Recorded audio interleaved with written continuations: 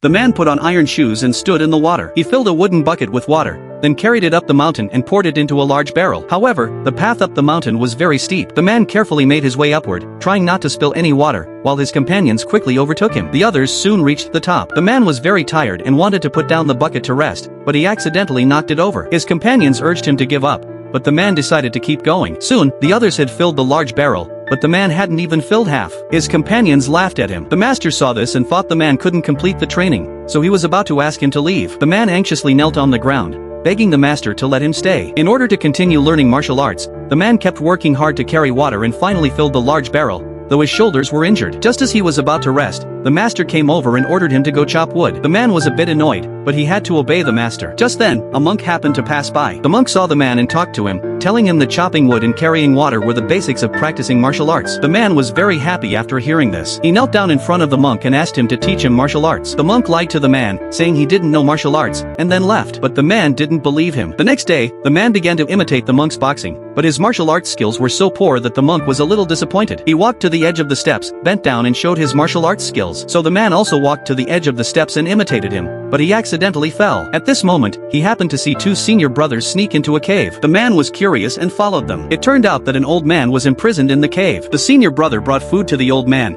but the old man not only refused the food but also scolded the senior brother. The man picked up the food on the ground, wiped it clean and handed it to the old man. The old man found the man different from others. He let down his guard, grabbed the food and began to eat. Before leaving, the old man asked the man to bring him some wine the next day. When eating, the man secretly hid the food in his clothes to give to the old man. The senior brother saw this and asked him curiously, but the man didn't answer. In order to steal wine for the old man, the man took advantage of the monk's inattention, secretly opened his wine pot, poured the wine into the prepared bamboo tube and handed it to the old man. After drinking the wine, the old man asked about the man's situation. The man told the old man that he chopped wood and carried water every day but didn't learn any martial arts. The old man was very angry and told the man that he would teach him martial arts. The man was very excited.